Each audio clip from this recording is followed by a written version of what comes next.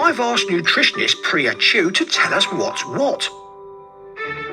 First of all, is milk good for us? We know that milk is really nutrient dense and it's important for us to be consuming it as part of our diet. Calcium is the obvious nutrient that is in there. Calcium is important in terms of our teeth and our bones, also our muscle function and for blood clotting within the body. Can we get those nutrients without drinking milk? Other foods you could choose to eat would include yogurt and cheese, beans and nuts, including white beans and edamame beans, chia seeds and sesame seeds. Tofu is also a good source, and green leafy vegetables too. Is full-fat milk fattening?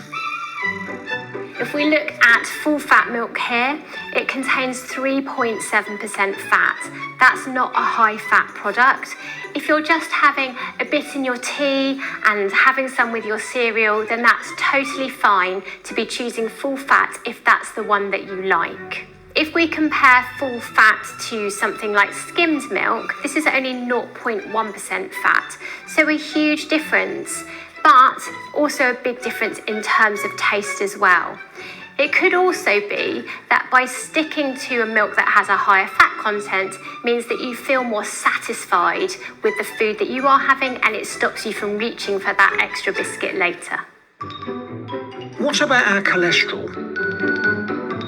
If you're worried about your cholesterol levels, then saturated fat is one of those nutrients to be looking out for. So unless you're having huge amounts of milk in your diet, then you don't need to worry about switching milks for your heart health.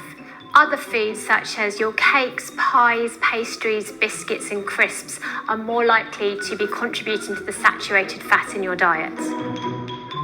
Can you freeze milk? It's totally fine to freeze all types of milk. In fact, it can be a great way of storing small portions of milk in your freezer.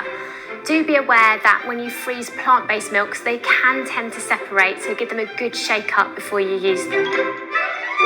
How does powdered milk compare? There is a small nutritional difference between powdered milk and fresh milk in terms of its vitamin content. However, powdered milk can be a great thing to have in your cupboard as a standby. So Priya, the big question, milk in first or last in tea? My favourite way to make a cup of tea is using loose leaf tea leaves. Tea in first, then milk in last.